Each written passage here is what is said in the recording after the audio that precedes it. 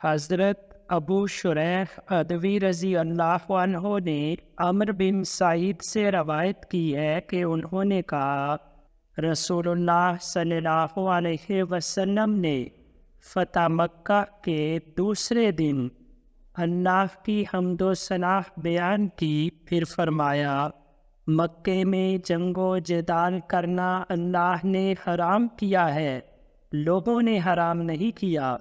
لہٰذا کسی شخص کے لیے جو اللہ اور یوم آخرت پر ایمان رکھتا ہو، یہ جائز نہیں کہ وہ اس میں خون بہائے یا اس کا کوئی درخت کاٹے۔ اگر کوئی اس میں رسول اللہ صلی اللہ علیہ وسلم کے قتال کو دلیل بنا کر قتال کا جواز نکالے تو اس سے کہو، اللہ نے اپنے رسول صلی اللہ علیہ وسلم کو اس کی اجازت دی تھی، تمہیں نہیں دی، تو مجھے بھی دن کے کچھ وقت کے لیے اجازت دی تھی۔ آج اس کی حرمت ویسے ہی لوٹ آئی ہے جیسے کل تھی۔ جو لوگ موجود ہیں وہ یہ بات ان لوگوں کو پہنچا دیں جو موجود نہیں ہیں۔ حضرت عبداللہ بن مسعود رضی اللہ عنہ بیان کرتے ہیں کہ رسول اللہ صلی اللہ علیہ وسلم نے فرمایا، حج اور عمرہ ایک کے بعد دوسرے کو ادا کرو، اس لیے کہ یہ دونوں فقر اور گناہوں کو اس طرح مٹا دیتے ہیں جیسے بھٹی لوہے، سونے اور چاندی کی میل کو دور کر دیتی ہے، اور حج مبرور کا ثواب صرف جنت ہے۔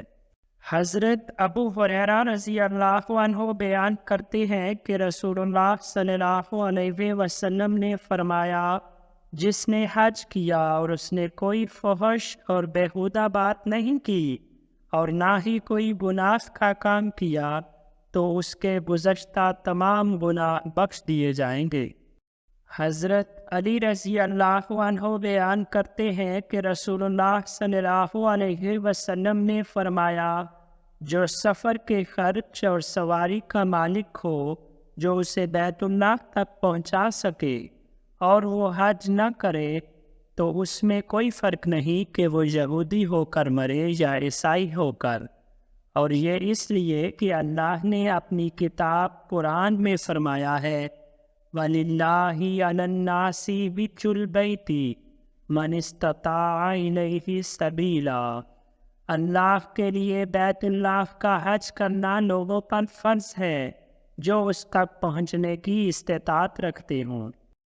حضرت عبداللہ بن عمر رضی اللہ عنہ بیان کرتے ہیں کہ ایک شخص نے نبی کریم صلی اللہ علیہ وسلم کے پاس آ کر پوچھا، یا رسول اللہ صلی اللہ علیہ وسلم، کیا چیز حج واجب کرتی ہے؟ آپ صلی اللہ علیہ وسلم نے فرمایا، سفر خرچ اور سواری۔ حضرت علی بن ابی طالب رضی اللہ عنہ بیان کرتے ہیں کہ جب یہ آیت نازل ہوئی کہ للہ علی الناس حج البیت من استطاع الیہ سبیلا، اللہ کے لیے لوگوں پر بیت اللہ کا حج کرنا ہے جو اس تک پہنچنے کی استطاعت رکھتے ہوں، تو لوگوں نے پوچھا، یا رسول اللہ صلی اللہ علیہ وسلم، کیا حج ہر سال فرض ہے؟ اس پر آپ صلی اللہ علیہ وسلم خاموش رہے۔ لوگوں نے پھر پوچھا، یا رسول اللہ صلی اللہ علیہ وسلم، کیا ہر سال؟ آپ صلی اللہ علیہ وسلم نے فرمایا، نہیں، اور اگر میں ہاں کہہ دیتا تو واجب ہو جاتا۔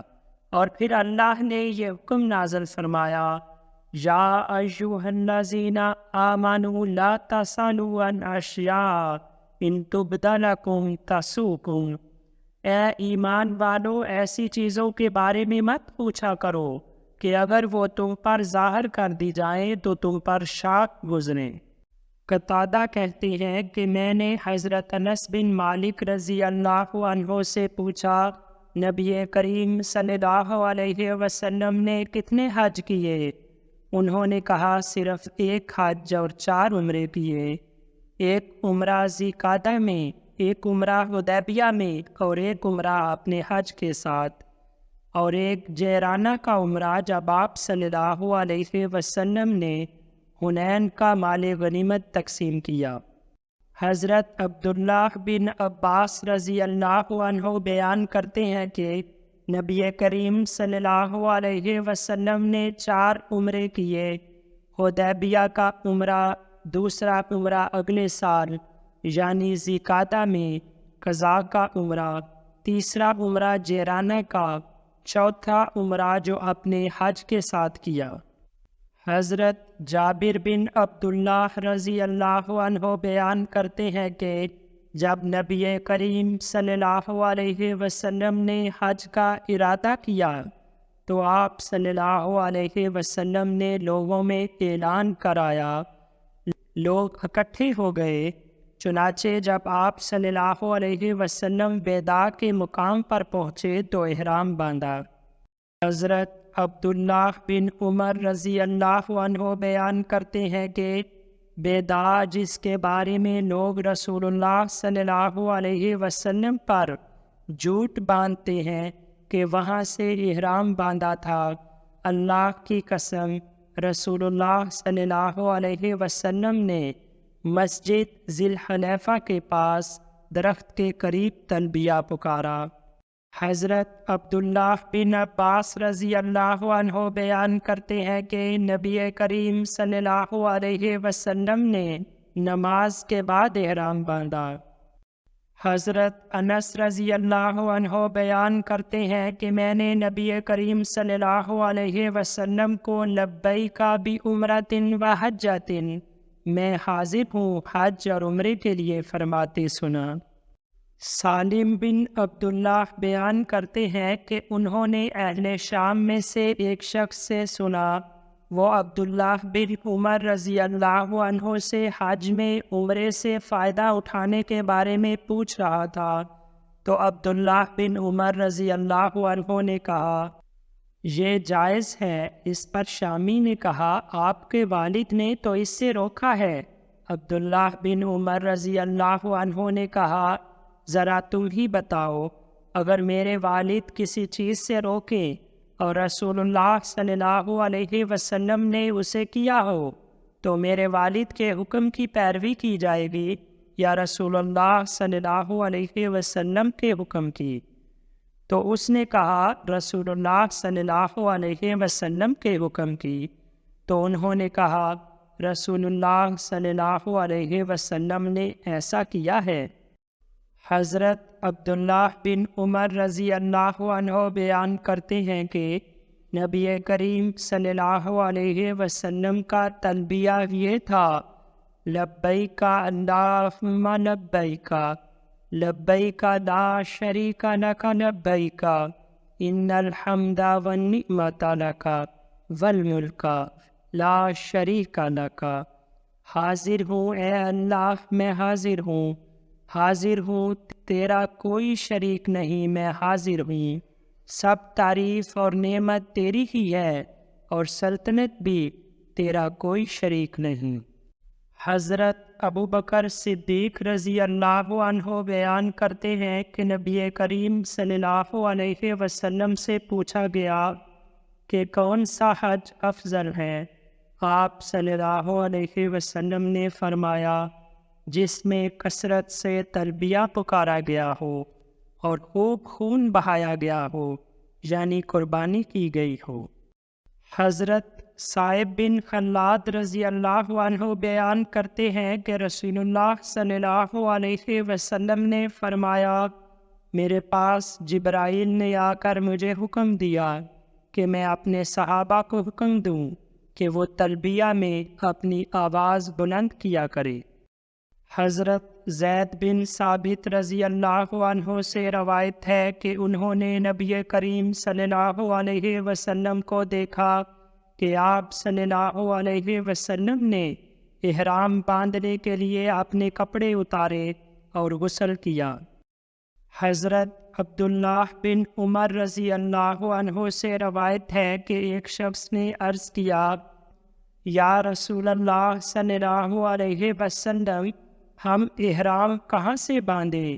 تو آپ صلی اللہ علیہ وسلم نے فرمایا اہل مدینہ ذی الحلیفہ سے احرام باندھے، اہل شام جوفہ سے اور اہل نجد کرن سے، اور لوگوں کا کہنا ہے کہ اہل یمن یلملم سے۔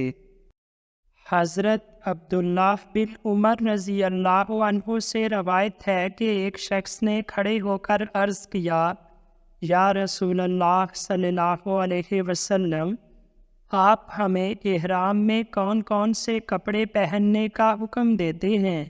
رسول اللہ صلی اللہ علیہ وسلم نے فرمایا، نہ قمیص پہنو، نہ پاجامے، نہ امامے اور نہ موزے، سوائے اس کے کہ کسی کے پاس جوتے نہ ہوں تو وہ موزے یا جرابیں پہنے اور اسے کاٹ کر ٹخنے سے نیچے کر لے، اور نہ ایسا کوئی کپڑا پہنو جس میں زعفران یا ورس لگا ہو، اور محرم عورتیں نقاب نہ لگائے اور نہ دستانے پہنے۔ حضرت عبداللہ بن عباس رضی اللہ عنہ بیان کرتے ہیں کہ میں نے رسول اللہ صلی اللہ علیہ وسلم کو فرماتے سنا، محرم کو جب تہبند میسر نہ ہو تو پاجامہ پہن لے، اور جب جوتے میسر نہ ہوں تو موزے پہن لے۔ حضرت یعلا بن امیہ رضی اللہ عنہ بیان کرتے ہیں کہ نبی کریم صلی اللہ علیہ وسلم نے ایک اعرابی کو دیکھا جو احرام کی حالت میں کرتا پہنے ہوئے تھا، تو آپ صلی اللہ علیہ وسلم نے اسے حکم دیا کہ وہ اسے اتار دے۔ ام المؤمنین حضرت عائشہ رضی اللہ عنہا بیان کرتی ہے کہ رسول اللہ صلی اللہ علیہ وسلم نے فرمایا، رسول اللہ صلی اللہ علیہ وسلم نے فرمایا، 5 موذی جانور ہیں جو حرم میں یا حالت احرام میں بھی مارے جا سکتے ہیں: چوہیا، بچھو، کوا، چیل اور پاگل کتا۔ حضرت ابو سعید خدری رضی اللہ عنہ سے روایت ہے کہ نبی کریم صلی اللہ علیہ وسلم نے فرمایا، محرم سرکش درندے، آوارہ کتے، چوہے، بچھو، چیل اور کوے مار سکتا ہے۔ حضرت عبداللہ بن عباس رضی اللہ عنہ بیان کرتے ہیں کہ نبی کریم صلی اللہ علیہ وسلم نے پچنا لگوایا اور آپ صلی اللہ علیہ وسلم محرم تھے۔ حضرت ابو رافع رضی اللہ عنہ بیان کرتے ہیں کہ رسول اللہ صلی اللہ علیہ وسلم نے حضرت میمونہ رضی اللہ عنہا سے نکاح کیا اور آپ صلی اللہ علیہ وسلم حلال تھے، یعنی حالت احرام میں نہ تھے۔ پھر ان سے خلوت میں گئے، تب بھی آپ صلی اللہ علیہ وسلم حلال تھے، اور میں ہی آپ دونوں کے درمیان پیغام رساں تھا۔ حضرت ابو قتادہ رضی اللہ عنہ بیان کرتے ہیں کہ وہ نبی کریم صلی اللہ علیہ وسلم کے ساتھ تھے، یہاں تک کہ آپ جب مکے کا کچھ راستہ طے کر چکے تو وہ اپنے بعض محرم ساتھیوں کے ساتھ پیچھے رہ گئے، جبکہ حضرت ابو قتادہ خود غیر محرم تھے۔ اسی دوران انہوں نے ایک نیل گائے دیکھا تو وہ اپنے گھوڑے پر سوار ہوئے اور اپنے ساتھیوں سے درخواست کی کہ وہ انہیں ان کا گھوڑا پکڑا دیں، تو ان لوگوں نے اسے انہیں دینے سے انکار کیا۔ پھر انہوں نے ان سے اپنا نیزہ مانگا تو ان لوگوں نے اس سے بھی انکار کیا، تو انہوں نے اسے خود ہی اٹھا لیا اور شکار کا پیچھا کیا اور اسے مار ڈالا۔ تو بعض صحابہ کرام نے اس شکار میں سے کھایا اور بعض نے نہیں کھایا۔ پھر وہ نبی کریم صلی اللہ علیہ وسلم سے آ کر ملے اور اس بارے آپ صلی اللہ علیہ وسلم سے پوچھا، تو آپ صلی اللہ علیہ وسلم نے فرمایا، یہ تو ایک ایسی غذا ہے جسے اللہ نے تمہیں کھلایا ہے۔ حضرت علا بن حضرمی رضی اللہ عنہ سے مرفوعاً روایت ہے کہ نبی کریم صلی اللہ علیہ وسلم نے فرمایا، مہاجر اپنے حج کے مناسک ادا کرنے کے بعد مکے میں 3 دن تک ٹھہر سکتا ہے۔ ام المومنین حضرت عائشہ رضی اللہ عنہا بیان کرتی ہیں کہ جب نبی کریم صلی اللہ علیہ وسلم مکہ آتے تو بلندی کی طرف سے داخل ہوتے اور نشیب کی طرف سے نکلتے۔ حضرت عبداللہ بن عمر رضی اللہ عنہ بیان کرتے ہیں کہ نبی کریم صلی اللہ علیہ وسلم مکے میں دن کے وقت داخل ہوئے تھے۔ مہاجر مکی کہتے ہیں کہ حضرت جابر بن عبداللہ سے پوچھا گیا، جب آدمی بیت اللہ کو دیکھے تو کیا اپنے دونوں ہاتھ دعا کے لیے اٹھائے؟ انہوں نے کہا، ہم نے نبی اکرم صلی اللہ علیہ وسلم کے ساتھ حج کیا تو ہم ایسا کرتے تھے۔ حضرت جابر رضی اللہ عنہ بیان کرتے ہیں کہ جب نبی کریم صلی اللہ علیہ وسلم مکہ آئے تو آپ صلی اللہ علیہ وسلم مسجد حرام میں داخل ہوئے اور حجر اسود کا بوسہ لیا، پھر اپنے دائیں جانب چلے۔ آپ صلی اللہ علیہ وسلم نے 3 چکر میں رمل یعنی تیز چلنا کیا اور 4 چکر میں عام چال چلے۔ پھر آپ صلی اللہ علیہ وسلم نے مقام ابراہیم کے پاس آ کر فرمایا، وَاتَّخِذُوا مِن مَّقَامِ إِبْرَاهِيمَ مُصَلًّى، مقام ابراہیم کو نماز پڑھنے کی جگہ بناؤ۔ چنانچہ آپ صلی اللہ علیہ وسلم نے 2 رکعت نماز پڑھی اور مقام ابراہیم آپ صلی اللہ علیہ وسلم کے اور بیت اللہ کے درمیان تھا۔ پھر 2 رکعت کے بعد حجر اسود کے پاس آ کر اس کا استعلام کیا، پھر صفا کی طرف گئے۔ میرا خیال ہے کہ وہاں آپ صلی اللہ علیہ وسلم نے یہ آیت پڑھی، ان الصفا والمروہ من شعائر اللہ، صفا اور مروہ اللہ کی نشانیوں میں سے ہیں۔ حضرت جابر رضی اللہ عنہ بیان کرتے ہیں کہ نبی کریم صلی اللہ علیہ وسلم نے حجر اسود سے حجر اسود تک 3 پھیروں میں رمل کیا اور 4 میں عام چال چلے۔ رمل تیز چلنے کو کہتے ہیں، جسے انگریزی میں برسک واک کہتے ہیں۔ ابو الطفیل کہتے ہیں کہ میں حضرت ابن عباس رضی اللہ عنہ کے ساتھ تھا۔ حضرت معاویہ رضی اللہ عنہ جس رکن کے پاس سے بھی گزرتے اس کا استعلام کرتے، تو حضرت ابن عباس نے ان سے کہا، نبی کریم صلی اللہ علیہ وسلم نے حجر اسود اور رکن یمانی کے علاوہ کسی کا استعلام نہیں کیا۔ اس پر معاویہ رضی اللہ عنہ نے کہا، بیت اللہ کی کوئی چیز چھوڑی جانے کے لائق نہیں۔ استعلام کے معنی بوسہ لینا یا چومنا کے ہیں۔ حضرت یعلا بن امیہ رضی اللہ عنہ سے روایت ہے کہ نبی کریم صلی اللہ علیہ وسلم نے اجتباء کی حالت میں بیت اللہ کا طواف کیا۔ آپ صلی اللہ علیہ وسلم کے جسم مبارک پر ایک چادر تھی۔ اجتباء سے مراد یہ ہے کہ محرم چادر کو دائیں بغل کے نیچے سے گزار کر بائیں کندھے پر ڈال دے اور دایاں ننگا رکھے۔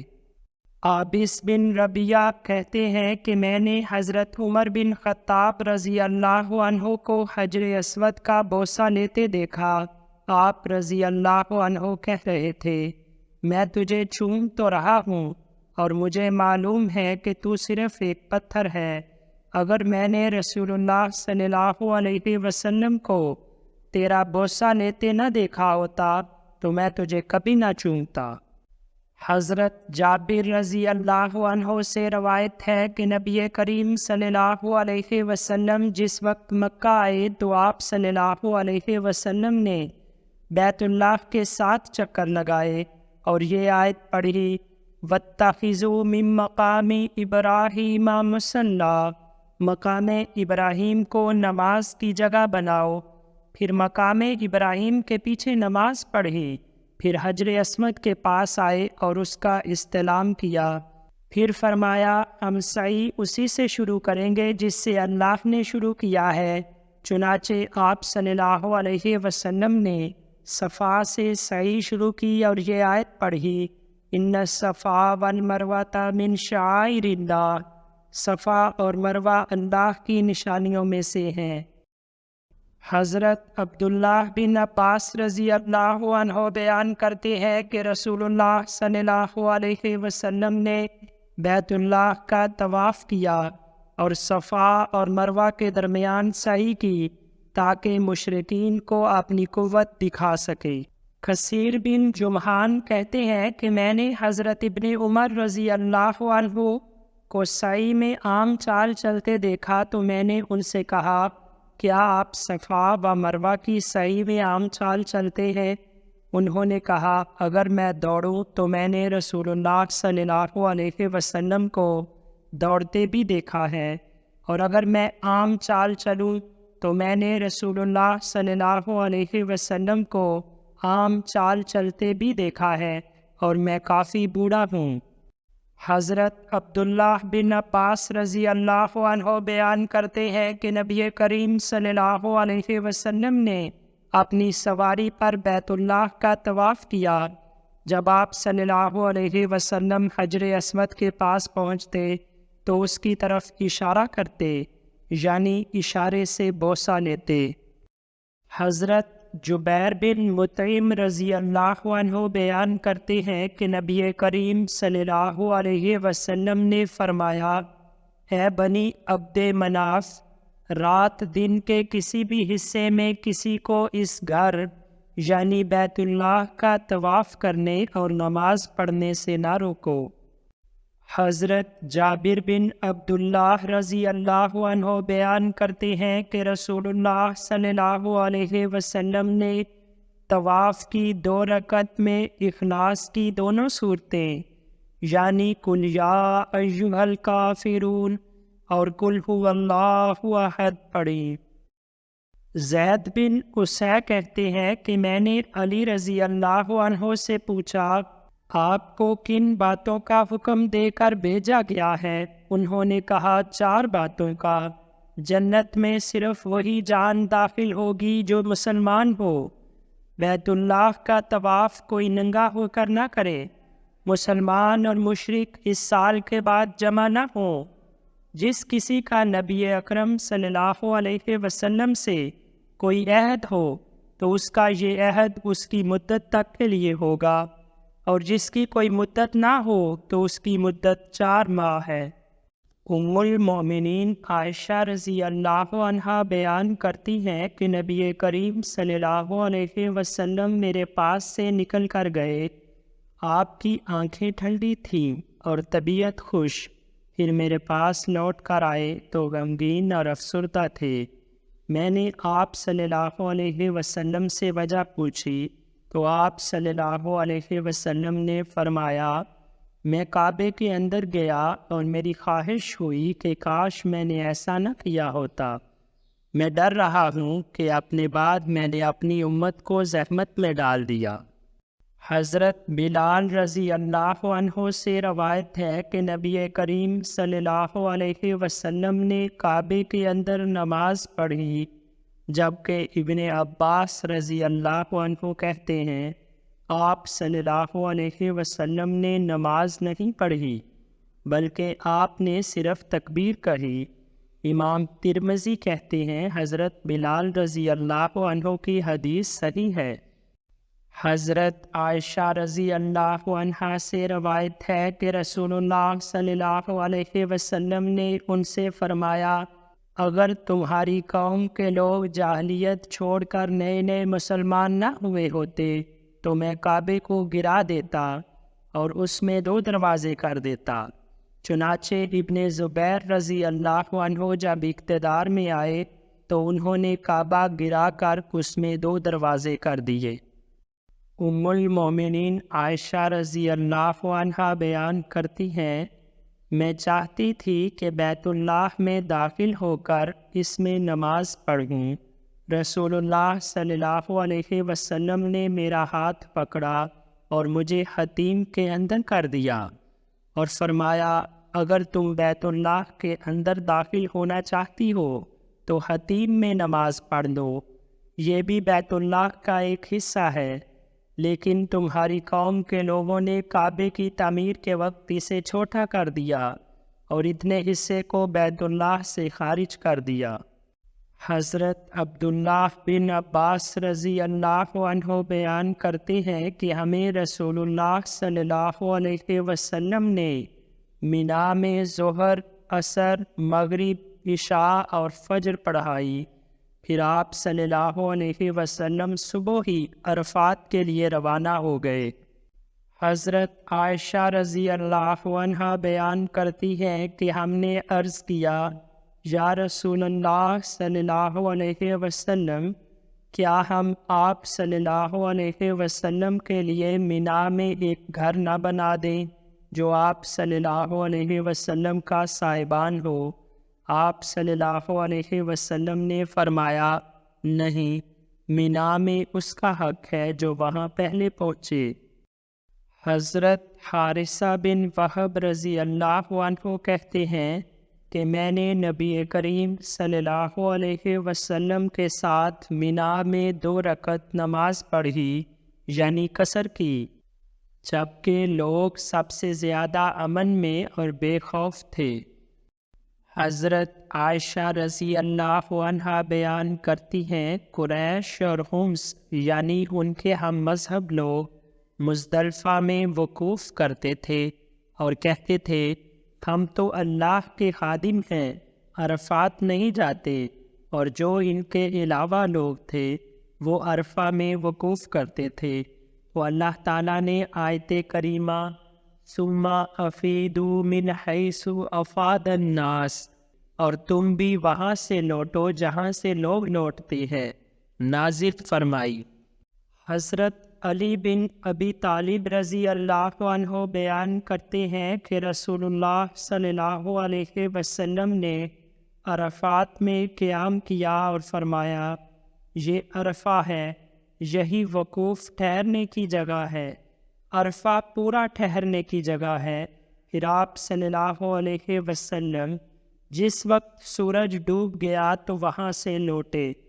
آپ صلی اللہ علیہ وسلم نے حضرت اسامہ بن زید رضی اللہ عنہ کو اپنے پیچھے بٹھایا اور آپ صلی اللہ علیہ وسلم اپنی عام رفتار سے چلتے ہوئے اپنے ہاتھ سے اشارہ کر رہے تھے، اور لوگ دائیں بائیں اپنے اونٹوں کو ہانک رہے تھے۔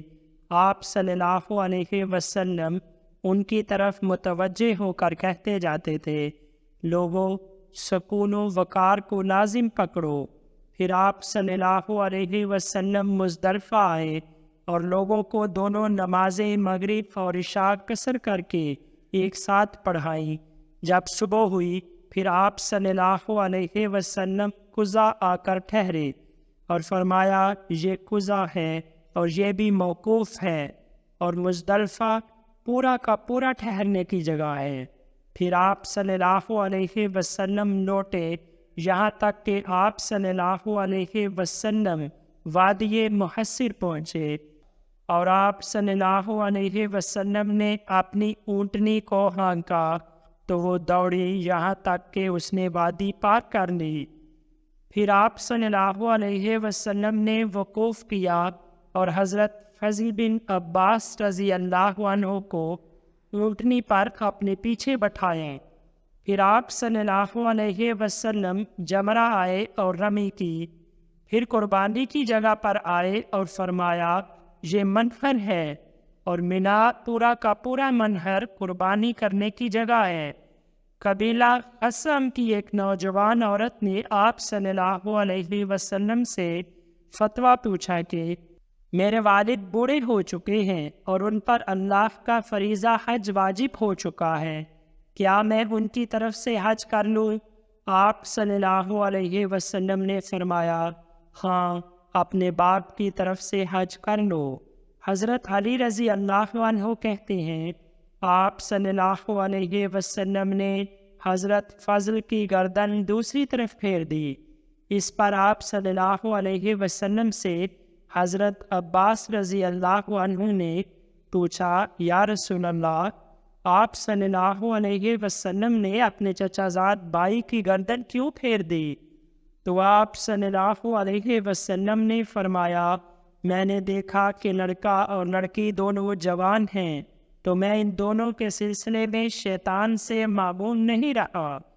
پھر ایک شخص نے آپ صلی اللہ علیہ وسلم کے پاس آ کر کہا، یا رسول اللہ صلی اللہ علیہ وسلم، میں نے سر منڈانے سے پہلے طواف افاضہ کر لیا۔ آپ صلی اللہ علیہ وسلم نے فرمایا، سر منڈوا لو، بال کتروا لو، کوئی حرج نہیں ہے۔ پھر ایک دوسرے شخص نے آ کر کہا، یا رسول اللہ صلی اللہ علیہ وسلم، میں نے رمی کرنے سے پہلے قربانی کر لی۔ آپ صلی اللہ علیہ وسلم نے فرمایا، رمی کر لو، کوئی حرج نہیں۔ پھر آپ صلی اللہ علیہ وسلم بیت اللہ آئے اور اس کا طواف کیا۔ پھر زمزم پر آئے اور فرمایا، اے بنی عبد المطلب، اگر یہ اندیشہ نہ ہوتا کہ لوگ تمہیں مغلوب کر دیں گے تو میں بھی تمہارے ساتھ پانی کھینچتا اور لوگوں کو پلاتا۔ اگلی حدیث میں یہ الفاظ بھی ہیں کہ آپ صلی اللہ علیہ وسلم نے انہیں ایسی کنکریوں سے رمی کرنے کا حکم دیا جو 2 انگلیوں میں پکڑی جا سکیں، اور فرمایا، شاید میں اس سال کے بعد تمہیں نہ دیکھ سکوں۔ عبداللہ بن مالک کہتے ہیں کہ حضرت ابن عمر رضی اللہ عنہ نے مزدلفہ میں نماز پڑھی اور ایک اقامت سے مغرب اور عشاء کی دونوں نمازیں جمع کر کے پڑھی، اور کہا، میں نے رسول اللہ صلی اللہ علیہ وسلم کو اس جگہ پر ایسے ہی کرتے دیکھا ہے۔ حضرت عبد الرحمن بن یعمر رضی اللہ عنہ کہتے ہیں کہ نجد کے کچھ لوگ رسول اللہ صلی اللہ علیہ وسلم کے پاس آئے۔ اس وقت آپ صلی اللہ علیہ وسلم عرفہ میں تھے۔ انہوں نے آپ صلی اللہ علیہ وسلم سے حج کے متعلق پوچھا، تو آپ صلی اللہ علیہ وسلم نے منادی کو حکم دیا تو اس نے اعلان کیا، حج عرفات میں ٹھہرنا ہے۔ جو کوئی مزدلفہ کی رات کو طلوع فجر سے پہلے عرفہ آ جائے اس نے حج کو پا لیا۔ مینا کے 3 دن ہیں، اور یہ آیت پڑھی، فَمَن تَعَجَّلَ فِي يَوْمَيْنِ فَلَا إِثْمَ عَلَيْهِ وَمَن تَأَخَّرَ فَلَا إِثْمَ عَلَيْهِ۔ جو جلدی کرے اور 2 دن ہی میں چلا جائے تو اس پر کوئی گناہ نہیں، اور جو دیر کرے تیسرے دن جائے تو اس پر بھی کوئی گناہ نہیں۔ حضرت عروہ بن مضر قطائی کہتے ہیں، میں رسول اللہ صلی اللہ علیہ وسلم کے پاس مزدلفہ آیا۔ جس وقت آپ صلی اللہ علیہ وسلم نماز کے لیے نکلے تو میں نے عرض کیا، یا رسول اللہ صلی اللہ علیہ وسلم، میں قبیلہ طئی کے دونوں پہاڑوں سے ہوتا ہوا آیا ہوں۔ میں نے اپنی سواری کو اور خود اپنے آپ کو خوب تھکا دیا ہے۔ اللہ کی قسم، میں نے کوئی پہاڑ نہیں چھوڑا جہاں میں نے وقوف نہ کیا ہو، تو کیا میرا حج ہو گیا؟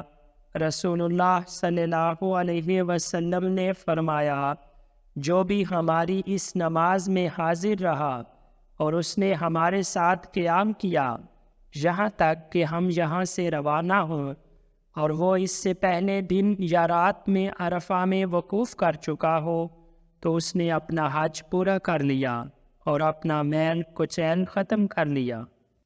حضرت عبداللہ بن عباس رضی اللہ عنہ بیان کرتے ہیں، رسول اللہ صلی اللہ علیہ وسلم نے مجھے مزدلفہ سے رات ہی میں سامان کے ساتھ روانہ کر دیا۔ حضرت عبداللہ بن عباس رضی اللہ عنہ سے روایت ہے کہ نبی کریم صلی اللہ علیہ وسلم نے اپنے گھر والوں میں سے کمزوروں یعنی عورتوں اور بچوں کو پہلے ہی روانہ کر دیا، اور آپ صلی اللہ علیہ وسلم نے فرمایا، جب تک سورج نہ نکل جائے رمی جمار نہ کرنا۔ حضرت جابر رضی اللہ عنہ بیان کرتے ہیں کہ نبی کریم صلی اللہ علیہ وسلم 10ویں ذی الحجہ کو چاشت کے وقت رمی کرتے تھے اور پھر زوال کے بعد کرتے۔ رمی سے مراد جمرات پر کنکریاں مارنا ہے۔ 10ویں، 11ویں اور 12ویں ذوالحجہ کو حاجی حج کا یہ رکن ادا کرتے ہیں اور کل 49 کنکریاں مارتے ہیں۔ حضرت عبداللہ بن عباس رضی اللہ عنہ سے روایت ہے کہ نبی کریم صلی اللہ علیہ وسلم مزدلفہ سے سورج نکلنے سے پہلے لوٹے۔ عمر بن میمون بیان کرتے ہیں کہ ہم لوگ مزدلفہ میں ٹھہرے ہوئے تھے۔ عمر بن خطاب رضی اللہ عنہ نے کہا، مشرکین جب تک کہ سورج نکل نہیں آتا نہیں لوٹتے تھے اور کہتے تھے سبیر تو روشن ہو جا تب ہم لوٹیں گے، تو رسول اللہ صلی اللہ علیہ وسلم نے ان کی مخالفت کی، چنانچہ عمر رضی اللہ عنہ سورج نکلنے سے پہلے لوٹے۔ حضرت جابر رضی اللہ عنہ بیان کرتے ہیں، میں نے رسول اللہ صلی اللہ علیہ وسلم کو دیکھا کہ آپ صلی اللہ علیہ وسلم ایسی کنکریوں سے رمیے جمار کر رہے تھے جو انگوٹھے اور شہادت والی انگلی کے درمیان پکڑی جا سکتی تھیں، یعنی چھوٹی کنکریاں تھیں، زیادہ بڑی نہیں تھیں۔ حضرت عبداللہ بن عباس رضی اللہ عنہ بیان کرتے ہیں کہ رسول اللہ صلی اللہ علیہ وسلم رمیے جمار اس وقت کرتے جب سورج ڈھل جاتا۔ حضرت عبداللہ بن عباس رضی اللہ عنہ سے روایت ہے کہ نبی کریم صلی اللہ علیہ وسلم نے قربانی کے دن یعنی 10ویں ذوالحجہ کو جمرہ کی رمی سوار ہونے کی حالت میں کی۔ حضرت عبداللہ بن عمر رضی اللہ عنہ بیان کرتے ہیں کہ نبی کریم صلی اللہ علیہ وسلم جب رمیے جمار کرتے تو جمرات تک پیدل آتے جاتے تھے۔ عبد الرحمن بن یزید کہتے ہیں کہ جب عبداللہ بن مسعود جمرہ عقبہ کے پاس آئے تو وادی کے بیچ میں کھڑے ہوئے اور قبلہ رخ ہو کر اپنے داہنی قبرو کے مقابل رمی شروع کی، پھر 7 کنکریوں سے رمی کی، ہر کنکری پر وہ اللہ اکبر کہتے تھے، پھر انہوں نے کہا اللہ کی قسم جس کے سوا کوئی معبود نہیں، اس ذات نے بھی یہیں سے رمی کی جس پر سورہ بقرہ نازل کی گئی ہے۔ ام المومنین عائشہ رضی اللہ عنہا سے روایت ہے کہ نبی کریم صلی اللہ علیہ وسلم نے فرمایا، جمرات کی رمی اور صفا و مروہ کی سعی اللہ کے ذکر کو قائم کرنے کے لیے شروع کی گئی ہے۔ حضرت قدامہ بن عبداللہ رضی اللہ عنہ کہتے ہیں کہ میں نے نبی کریم صلی اللہ علیہ وسلم کو دیکھا، آپ صلی اللہ علیہ وسلم ایک اونٹنی پر جمرات کی رمی کر رہے تھے، نہ لوگوں کو دھکیل رہے تھے، نہ دھتکار رہے تھے، نہ ہٹا رہے تھے۔ حضرت جابر رضی اللہ عنہ بیان کرتے ہیں کہ حدیبیہ کے سال ہم نے نبی کریم صلی اللہ علیہ وسلم کے ساتھ گائے اور اونٹ کو 7 آدمیوں کی طرف سے قربان کیا، یعنی ایک اونٹ اور گائے میں 7 لوگوں کا حصہ تھا۔ حضرت عبداللہ بن عباس رضی اللہ عنہ سے روایت ہے کہ نبی کریم صلی اللہ علیہ وسلم نے ذوالحلیفہ میں قربانی کے جانور کو 2 جوتیوں کے ہار پہنائے اور ان کی کوہان کے دائیں طرف سے نشان لگایا اور اس سے خون صاف کیا۔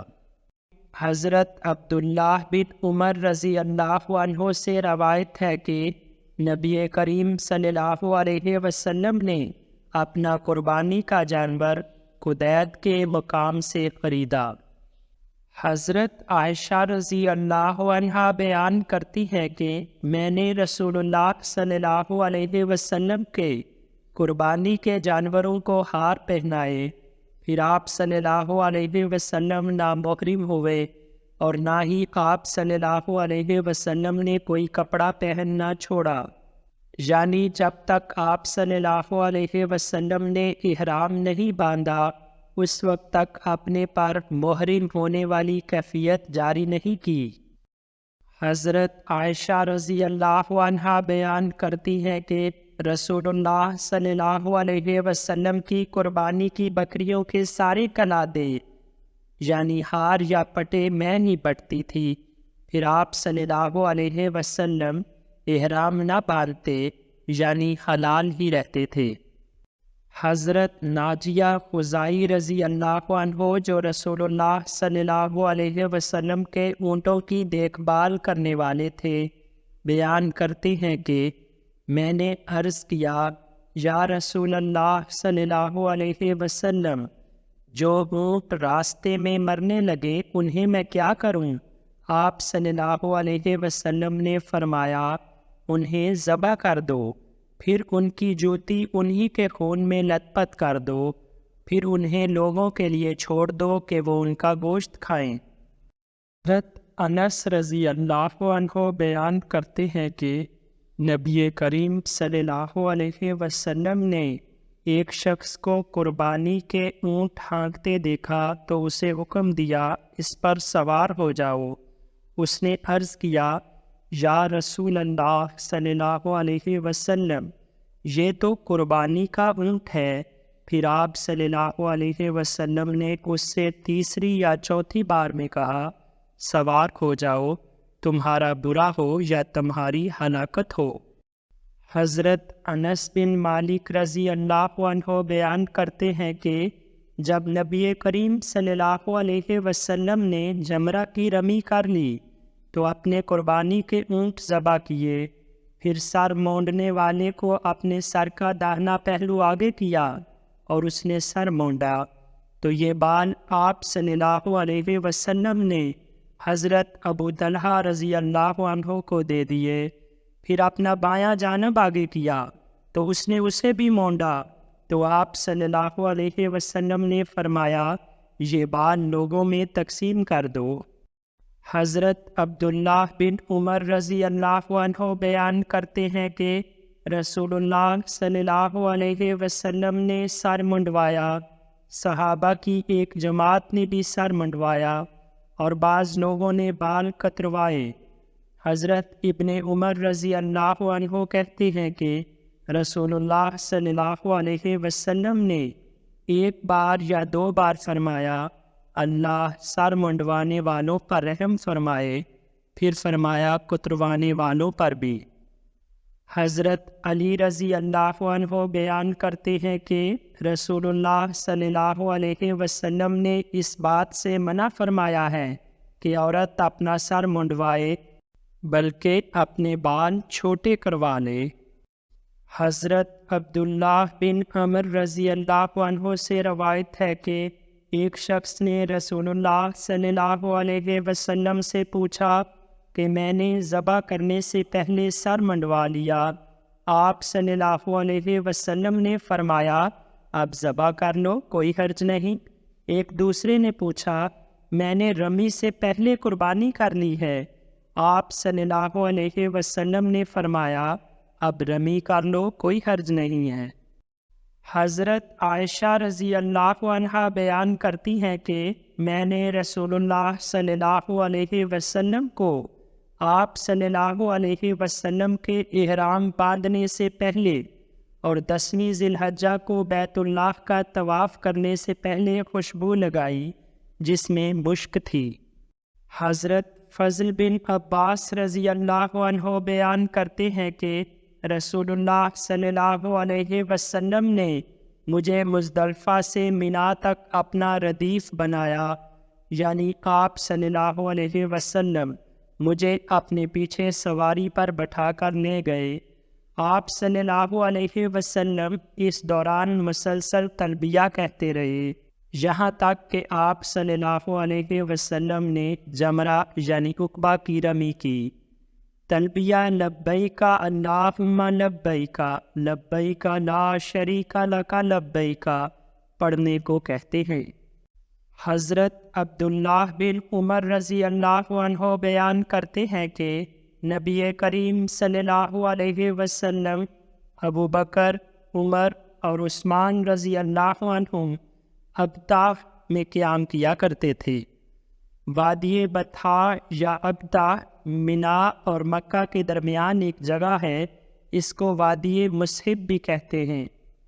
حضرت جابر بن عبداللہ رضی اللہ عنہ بیان کرتے ہیں کہ ایک عورت نے اپنے بچے کو رسول اللہ صلی اللہ علیہ وسلم کی طرف اٹھا کر پوچھا، یا رسول اللہ صلی اللہ علیہ وسلم، کیا اس پر بھی حج ہے؟ آپ صلی اللہ علیہ وسلم نے فرمایا، ہاں، اور اجر تجھے ملے گا۔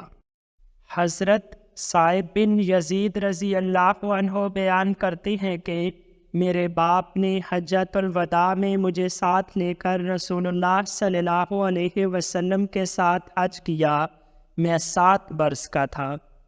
حضرت بریدہ رضی اللہ عنہ کہتے ہیں کہ ایک عورت نے نبی کریم صلی اللہ علیہ وسلم کے پاس آ کر عرض کیا، میری ماں مر گئی ہے، وہ حج نہیں کر سکی تھی، کیا میں اس کی طرف سے حج کر لوں؟ آپ صلی اللہ علیہ وسلم نے فرمایا، ہاں، تم اس کی طرف سے حج کر لو۔ ابو رزین اکیلی لقیط بن عامر رضی اللہ عنہ کہتے ہیں کہ انہوں نے نبی کریم صلی اللہ علیہ وسلم کے پاس آ کر عرض کیا، یا رسول اللہ صلی اللہ علیہ وسلم، میرے والد بہت بوڑھے ہیں، وہ حج و عمرہ کرنے اور سوار ہو کر سفر کرنے کی طاقت نہیں رکھتے۔ آپ صلی اللہ علیہ وسلم نے فرمایا، تم اپنے والد کی طرف سے حج اور عمرہ کر لو۔ حضرت ابو ہریرہ رضی اللہ عنہ بیان کرتے ہیں کہ رسول اللہ صلی اللہ علیہ وسلم نے فرمایا، ایک عمرے کے بعد دوسرا عمرہ درمیان کے تمام گناہ مٹا دیتا ہے، اور حج مقبول کا بدلہ جنت ہی ہے۔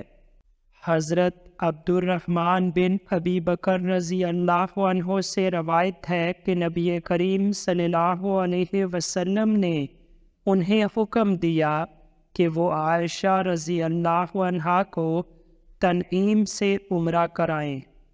حضرت عبداللہ بن عمر رضی اللہ عنہ سے روایت ہے کہ نبی کریم صلی اللہ علیہ وسلم نے 4 عمرے کیے، ان میں سے ایک رجب میں تھا۔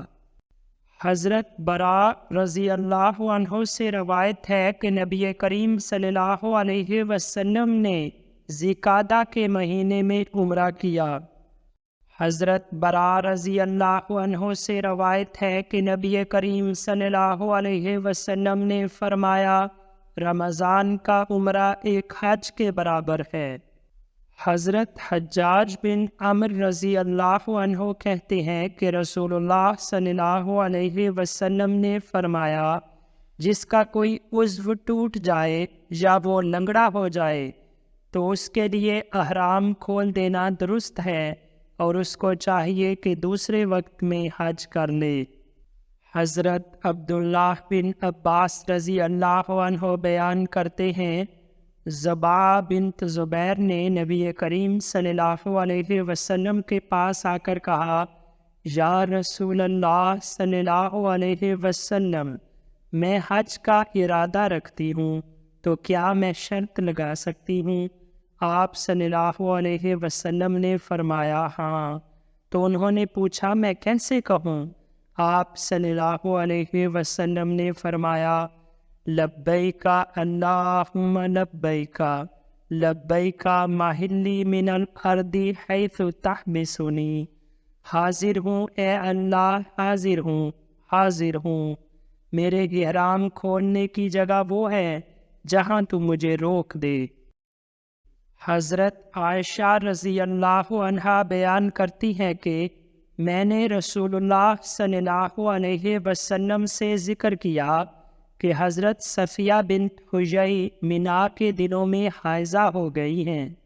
آپ صلی اللہ علیہ وسلم نے پوچھا، کیا وہ ہمیں مکے سے روانہ ہونے سے روک دے گی؟ لوگوں نے عرض کیا، وہ طواف افاضہ کر چکی ہیں۔ تو رسول اللہ صلی اللہ علیہ وسلم نے فرمایا، تب تو کوئی حرج نہیں۔ حضرت عبداللہ بن عمر رضی اللہ عنہ بیان کرتے ہیں کہ جس نے بیت اللہ کا حج کیا، اس کا آخری کام بیت اللہ کا طواف وداع ہونا چاہیے۔ سوائے حائضہ عورتوں کے، کیونکہ رسول اللہ صلی اللہ علیہ وسلم نے انہیں رخصت دی ہے۔ حضرت عائشہ رضی اللہ عنہا بیان کرتی ہیں کہ مجھے حیض آ گیا، چنانچہ رسول اللہ صلی اللہ علیہ وسلم نے مجھے طواف کے علاوہ سبھی مناسک ادا کرنے کا حکم دیا۔ حضرت جابر رضی اللہ عنہ سے روایت ہے کہ رسول اللہ صلی اللہ علیہ وسلم نے حج اور عمرہ دونوں کو ملا کر ایک ساتھ کیا اور ان کے لیے ایک ہی طواف کیا۔ حضرت عبداللہ بن عمر رضی اللہ عنہ بیان کرتی ہیں کہ رسول اللہ صلی اللہ علیہ وسلم نے فرمایا، جس نے حج اور عمرہ دونوں کا احرام باندھا اس کے لیے ایک طواف اور ایک سعی کافی ہے، یہاں تک کہ وہ ان دونوں کا احرام کھول دے۔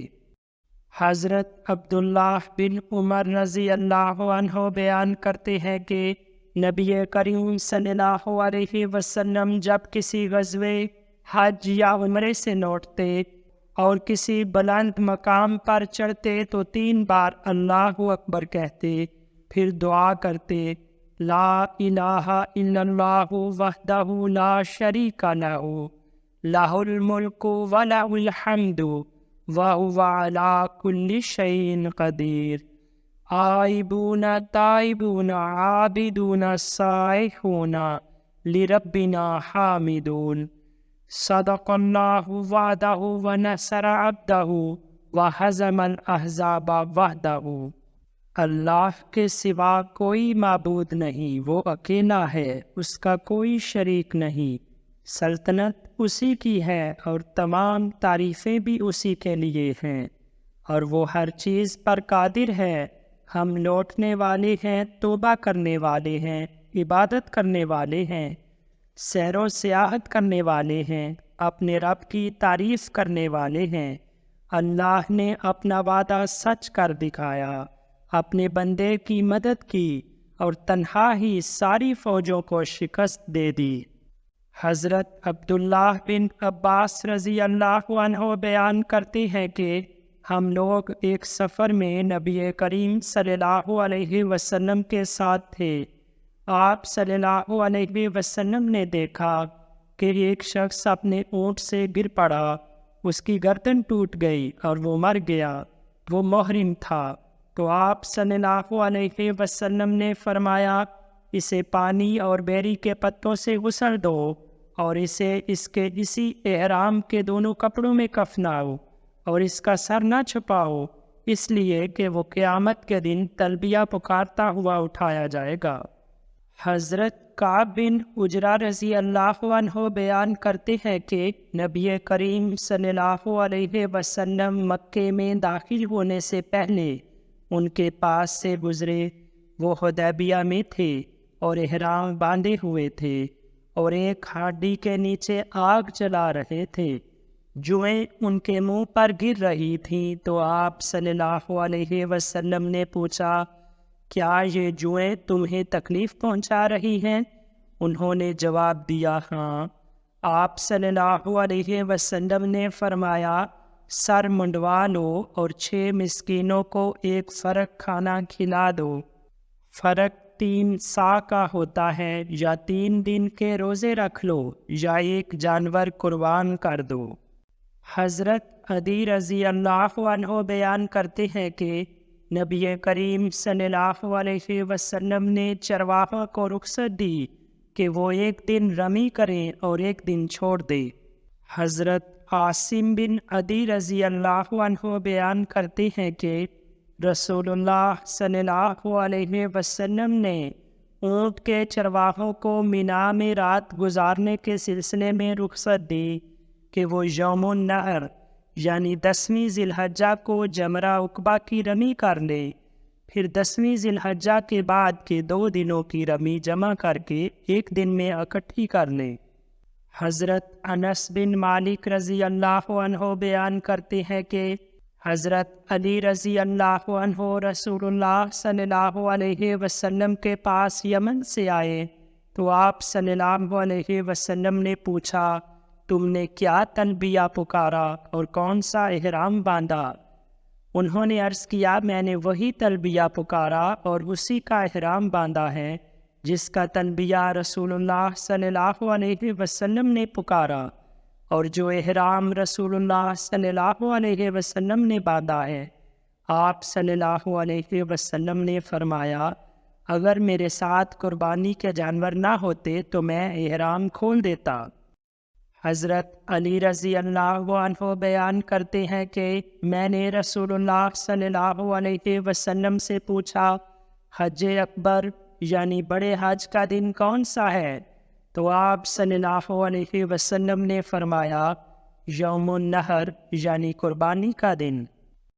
حضرت عبداللہ بن عباس رضی اللہ عنہ بیان کرتے ہیں کہ نبی کریم صلی اللہ علیہ وسلم نے فرمایا بیت اللہ کے گرد طواف کرنا نماز کی طرح ہی ہے، البتہ اس میں تم بول سکتے ہو، جبکہ نماز میں تم بول نہیں سکتے، تو جو اس میں بولے وہ زبان سے بھلی بات ہی کہے۔